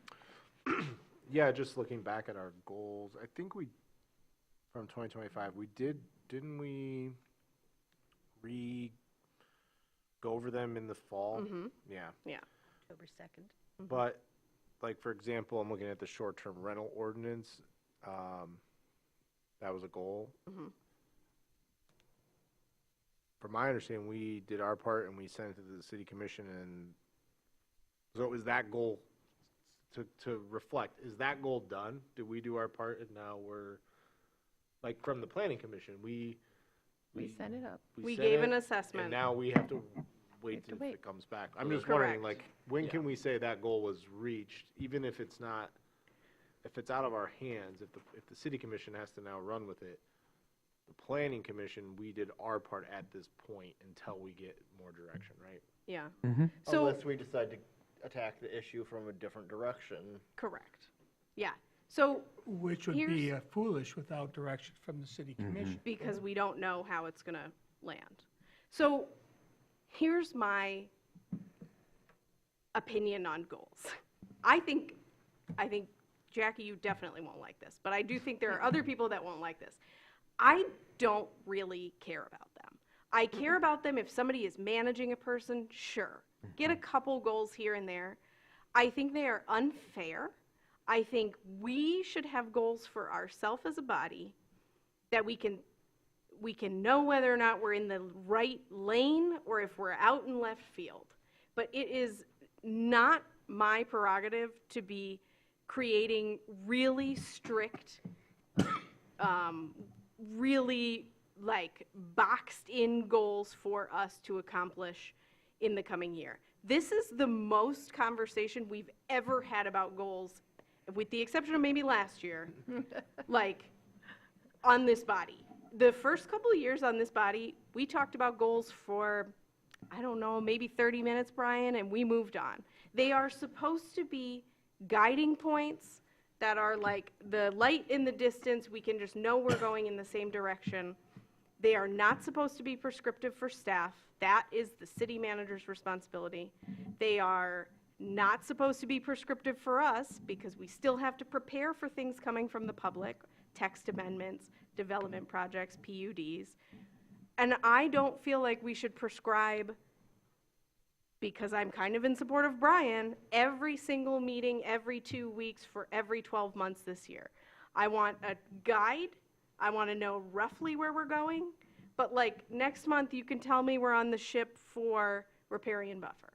Next month after that, maybe you can tell me we're on the ship for a rewrite of a different section. That's my stance on goals. I have been in enough different careers where I think they are, it all depends on the person that is managing those goals of another person and how they feel about goals. So I think these look great. I don't mind adding housing somewhere in there, although I feel like they are addressed in some of these sub-items. That's my stance. Shay? I tend to agree. Like, if you get too prescriptive, you're basically doing the job that the goal is putting you, that the goal is guiding you towards, right? Like, and the housing thing, housing is always in the back of my mind, plain and simple. And I think housing relates to every one of these goals. I mean, I get that, like, if you put it on there, it's that guiding light, but I personally think that every one of us is thinking about housing all the time, and it relates to all of these goals already. So I don't know how I feel about, I don't think it's necessary personally. Yeah. Brian? This is my suggestion. because one of my goals is to be more efficient with our time. So write up your ideas, submit them to staff, they can provide them at a meeting, and we can vote them up or down. Simple, then we can go. I'll tell you right now, no, not quarterly reports on our goals. I'm more along with Shay and Anna. I mean, if we could, you want to be accountable for our goals, well, then make one. Okay, our goal for this year will be the riparian buffer ordinance, and that'll be it. And then we can meet that goal, because that's a meetable goal. If we were masters of our own time, that'd be great. But people keep bringing other things to us. Okay, they want to build things, the city wants to fix roads and bridges. All that stuff eats up a ton of our time.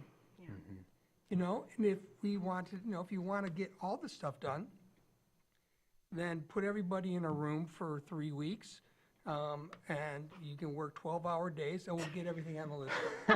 We'll solve all the world's problems, or we'll kill ourselves, probably the latter. Or both. But the quick way to do this is let's just put it in writing, submit it at a future meeting, and we can vote it up or down. So are you? February 3rd sounds like a good day for that. Are you I'm sure we'll do suggesting- that. Are you suggesting we don't vote on these tonight, then? I'm suggesting we don't vote on these tonight. I don't have anything in writing in front of me, I just have some comments and some statements. Okay. There's no, I mean, it was, what I was told was, these are the goals, do you like them or not? Do you want to add things? I've heard all sorts of suggestions, but nothing really fleshed out in a motion, other than yours, which was kind of questionable as a goal, just a clarification It's a goal. clarity thing, it's not. Yes, but, I don't see anything, no one's giving me anything in writing, or that's, simple. Do we need to You move? guys want to add housing, and the housing, there's nothing new there. It's just you want something on there because it looks good. And it reminds you, it just shows, well, this is always one of our goals. Right. Well, Well, that's not well, really a you know, goal, that's more of a That's important, principle. that's important for the public who looks at our goals, is that there's some mention of housing to know that it's important to us. And to be fair, in previous years, we said there were too many things on here to achieve, and so I think staff did a really good job of trying to shorten it, because a lot of these things that are on here, we have talked about and have been mentioned, and so you've been obviously been keeping a list, and so, they're on here. And the only thing for me about the goals is staff does need some direction, right, of what to do, and so that's why it's here, but they're very open-ended. And as they should be. I don't think they're overly prescriptive. They're open-ended. No. So, And just to be clear, we don't need to move No. for these goals. They just exist in the Okay. background. so we don't have to approve them. No, and obviously they'll come back because we are noodling over them. There's been a lot of discussion. People might have different ideas after this discussion, but we don't have to adopt, we don't have to move, we don't have to, those they're are ju- just they're a just guiding, there. correct. Yeah. Yeah. Yeah, it's just feedback to staff. Yeah. That's one thing. So, so give them some feedback in writing and let them put it to make their job easier. And we'll get a And memo on we'll February. Get a memo for the February 3rd meeting. Yeah. And Keep you guys saying can it. vote on it then. I was gonna say, we'll probably go ahead and put this on the next study session meeting, just as a placeholder in case the conversation wants to continue. There doesn't have to be an expectation that it goes into depth at that meeting, but if any of you are like me, as soon as you walk out of this meeting, that's when your ideas are probably gonna come to you, so we wanna hold that space, that you have that opportunity. Two quick things on that. This year is a little unique in the discussion on what goals you want to achieve, because the rewriting of the zoning ordinance provides a lot of opportunity to explore and incorporate, and there's probably going to be things that you're not even thinking about now Right. until you roll up your sleeves and get into it. Right. The last thing I'll say is, as you guys were talking on the topic of the development dashboard, I emailed you all 2 links from the City of Columbus, Ohio. They have a great little system there. I've shared it with our IT director, because we need some I don't know, technical advice on how to even pull that off, because it's way above my understanding. Okay. Okay. Great.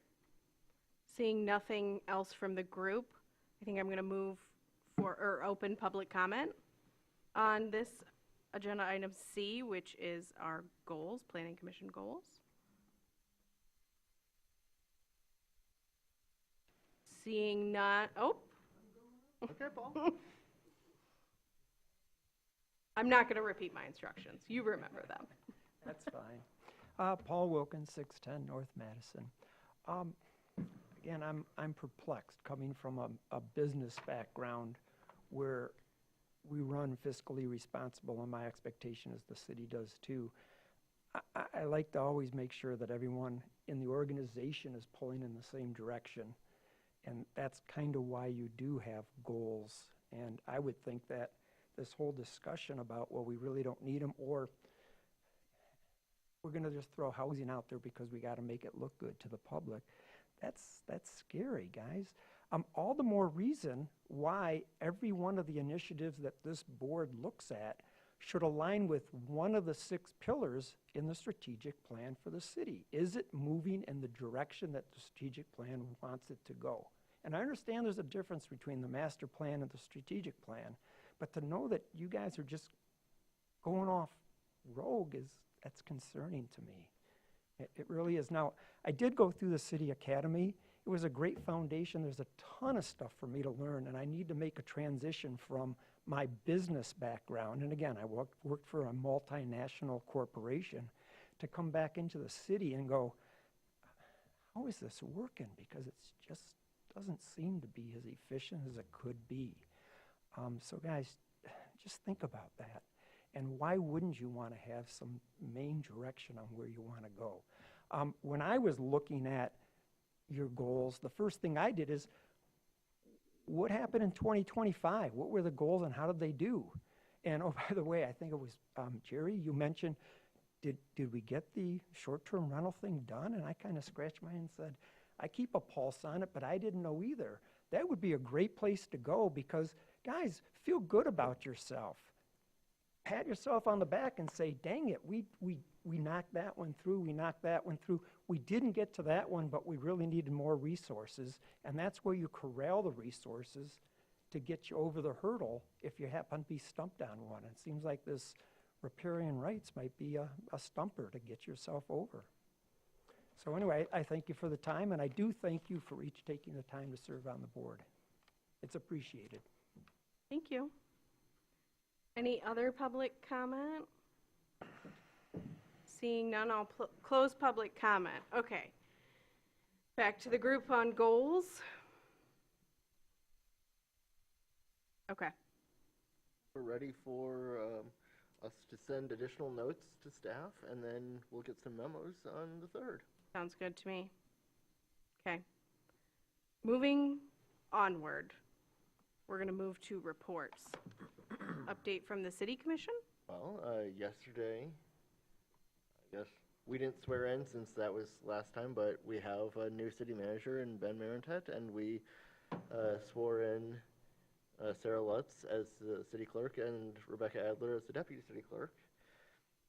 We did have the City Commission hearing on the easement for the Marriott Hotel from the Planning Commission meeting in November. And I'm pleased to report that the aspects of liability and maintenance that we had brought up are incorporated into that easement language. So the city is not on the hook for maintaining it or if anything goes wrong. We continue to own it, but it is not an undue cost to the city, and it is aligning with our plans, as we've already discussed. Also, we had quite a bit of discussion about properties on State Street, the proposal from a developer, John Sachs, to put in a parking deck at State and Pine. Currently is city-owned, and we are, I guess, intrigued by the possibility of that, but we went out for an RFQ, request for qualifications, to get a sense for both how this plan could actually work and what other plans could be brought to the table. We had discussions about the future of the Bijou and Carnegie buildings, which we're going out for RFPs on that, for future lease or other agreements for how those will get used, since they're also city-owned properties that have seen public-facing uses, but what that use looks like in the future and how it contributes to the vibrancy of our downtown and Traverse City as a whole, we'll have to see. Anything to add? Jackie?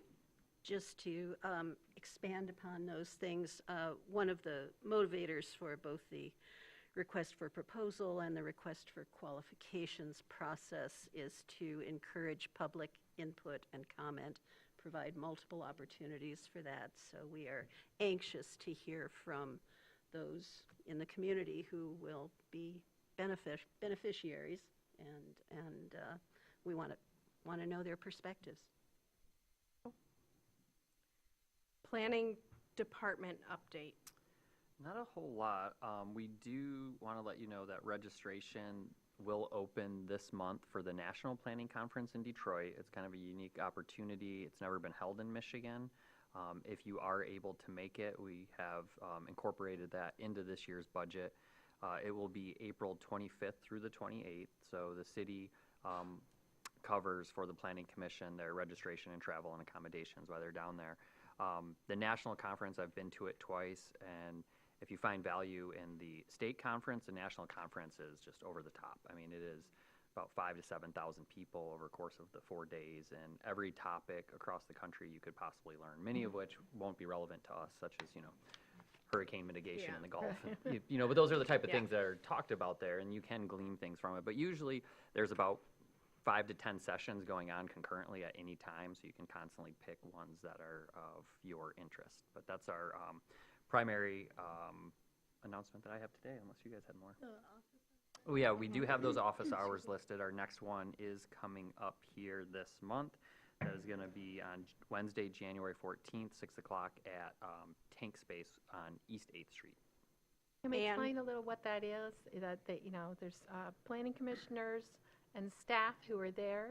You'll be there. I'm going to be there. Who will answer questions that the public may have, and it's a part of our communications goal to have these office hours. And obviously, we will be meeting in 2 weeks. That is the only other update I think that we discussed would be in there. Yes, we do have that meeting on the 20th. It might be the 21st. I 21st. think It's it's a moved to Wednesday. Wednesday Mhm. Really that week. messed up Yeah. about that. Jackie, then Mitch. If I could ask, can we get a report on how many members of the public are attending office hours? So the last one we had in December, there was nobody. It was very big snowstorm. It was a snowstorm. Yeah. And it was the middle of the day, so that's fair. The one before that, I did not attend. Brian attended, and there were 2 people. Thank you. I did have an email from someone that we met with last month who expressed interest in coming in January. I don't know, but then she met with us, so I don't know if she's still planning to come, but that's the only person that has explicitly reached out about it to us. So I think a little bit more time getting people used to it. And it was Testing it called out. out in the recent Ticker article, Yeah. so. Yeah. Okay. A question I have for staff, Yes. I didn't see a memo or minutes about this, but is there an update from November's Local Officers Compensation Commission meeting? The only thing That would have potentially discussed compensation for planning commissioners. did they have that discussion in November? Yes, they did. I have not heard. Okay. The last I heard last month is that the discussion was forthcoming. So if it had Well, happened already, I Maybe haven't they been had informed. some discussion, and Yeah. we'll have more discussion later. And I don't think they meet very often, No, they correct? don't. Yeah, so No. every 2 years. every 2 years, yeah. Yeah. So I know the city manager has made that request, he informed me of that, but I've not heard any follow-up. Yes, Jackie. And just a PSA that the Grand Traverse County Housing Growth Corridor Strategy meeting is coming up on January the 12th, 3 to 4:30 p.m. at the Traverse City Curling Club. I don't know if you have any any more information to Are they share. meeting on the ice? Is there a room there? I'm just Well, very Jerry and I are curious. on a league at the curling club, so we're Okay. quite familiar with it. Yes, there is what's called the warm room. It's got a bunch of tables and okay. accommodations was for very serving. They got a curious when I kitchen saw in there and stuff. No, So you it's, have to it's do a all really the nice. talking while Actually, you're Brian came and did a podcast on the curling club. He really wanted to join our league this year, but we were full. Sorry, bud. Okay, any joint planning commission update? No. We meet in a couple weeks? No, yeah, January 28th, I believe it is.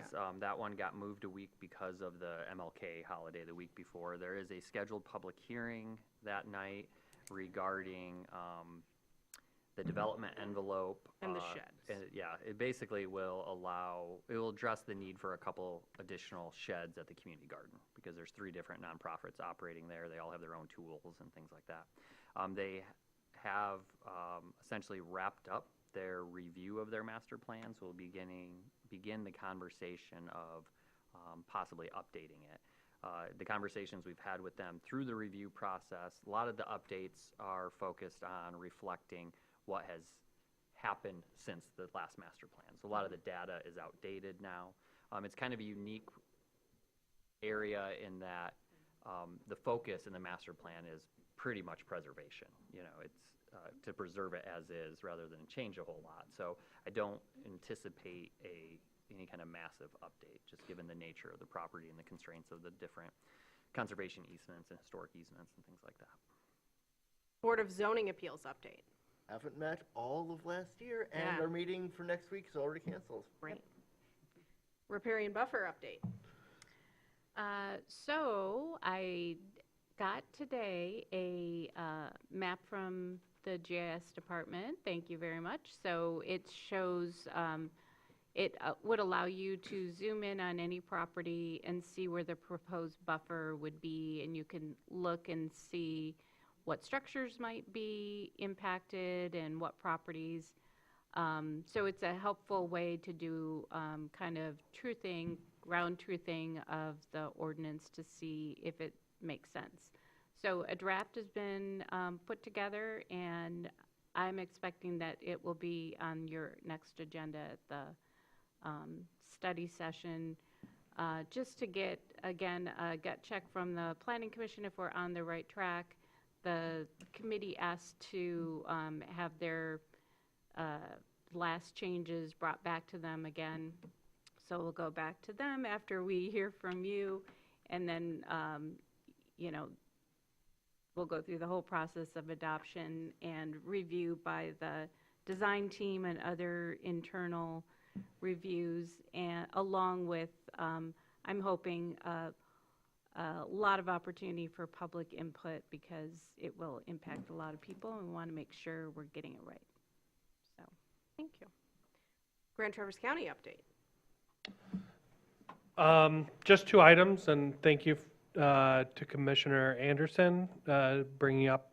First thing I wanted to talk about, which is our zoning atlas discussion at the Curling Club next Monday.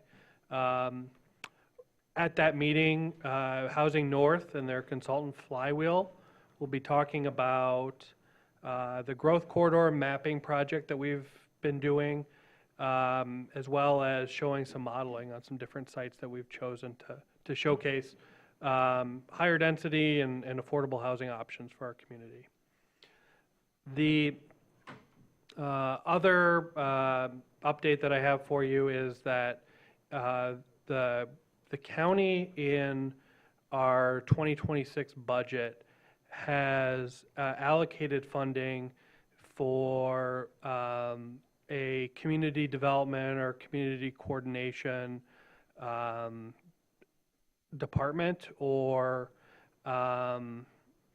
office. And so we are going through the process of understanding what that is going to look like. Obviously, the county wants to play a role in regional coordination. It's aligned with our strategic goals.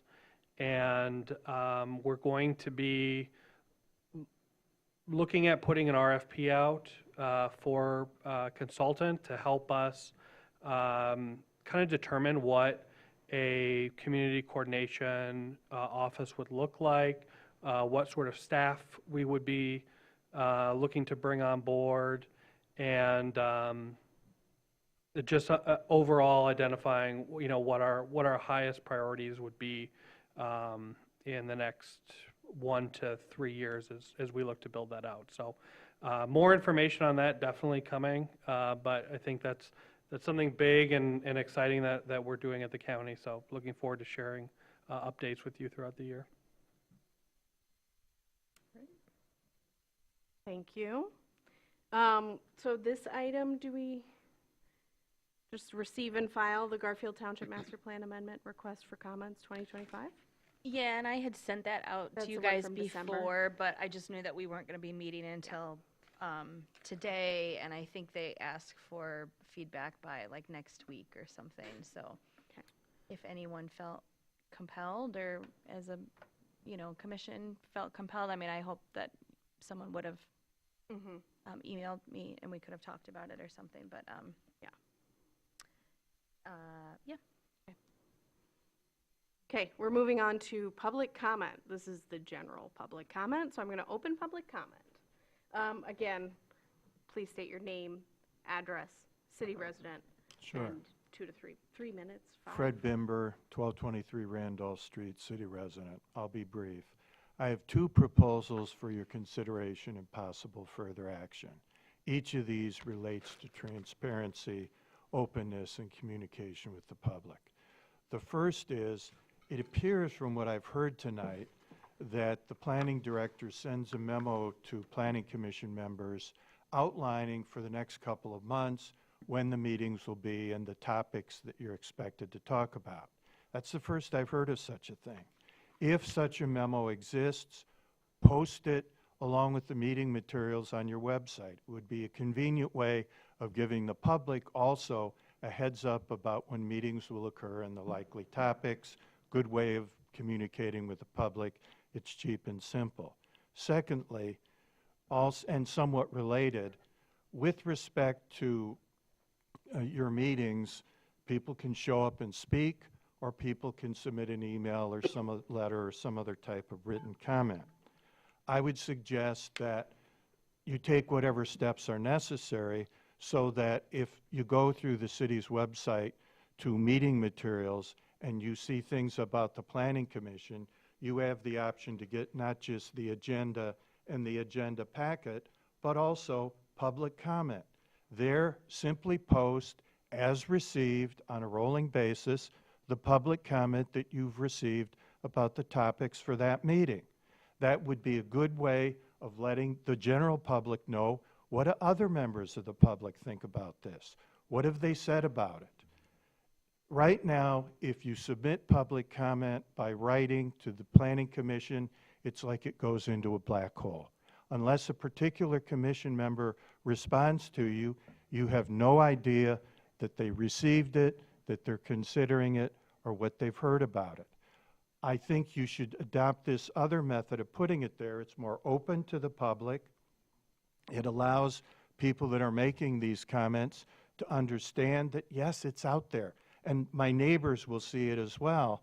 And it also incentivizes what you should try to incentivize for public comment on meetings like this. Almost all of us are going to make better, more organized, more complete, but more succinct comments when we put them in writing. And you have the opportunity to receive them and consider them in advance of the meeting. Let's try to incentivize written comment by truly making it public. Thank you. Thank you.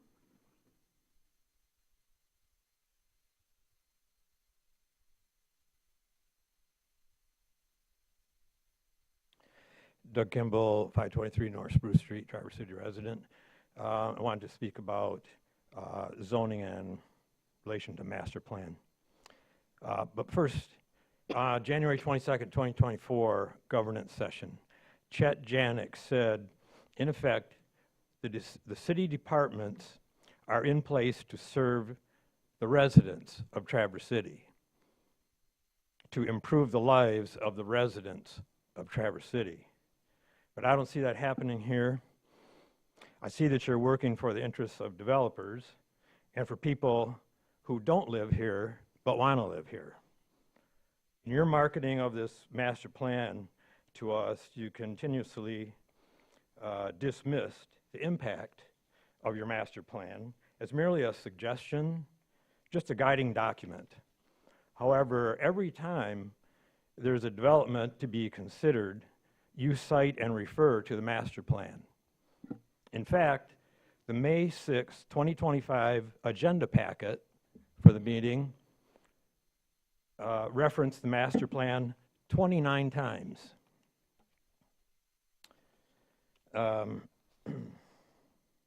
So we expressed over and over that we don't want commercialization of Bay Street. We don't want multifamily development on Bay Street. We want to preserve Slabtown as it is. So check out the listening session results and you'll see what we wanted. But instead, what we got is, well, perhaps, we could put some drive-by businesses in there, such as a dry cleaners. Well, you thought a dry cleaner would be a good place, that would be a good place to put a dry cleaner across from Grand Traverse Bay? So really, are you getting a lot of requests for dry cleaners in established neighborhoods? This shows exactly how far removed you are from the expressed wishes of allowing established neighborhood. You said the neighborhood preservation was top of the list when developing the master plan. So apparently, you're going to preserve Bay Street by changing it. You know what? What are you saying to us? You want to preserve neighborhood, top of the list, but you're going to change our neighborhood. I don't get it. You didn't have to include this in the master plan, but you did because you want it to be commercial and multifamily. You can amend this. You can amend this plan, and that is what we want, for Bay Street to be R1B only, not transitional. So there you have one perspective from the peanut gallery. Thank you.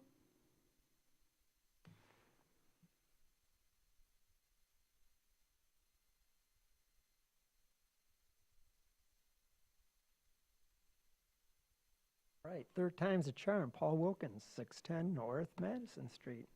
Planning assistant Miller did a great job taking me through the City Academy, and I did. I really listened, and I tried to learn as best I can.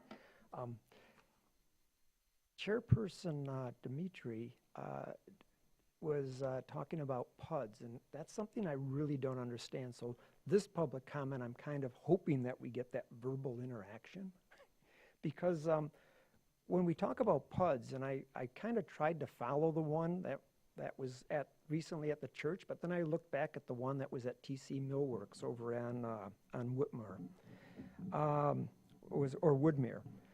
When I looked that up, I couldn't find a lot of records on the PUD, and I am on the zoning appeals board, but we never met. But apparently, city staff approved setback variances, building square footage on the lot size, zoning variances. But was there public input involved? Were those meetings public when city staff met with the TC Millworks to negotiate this? And by the way, I do like that development. I think it's awesome.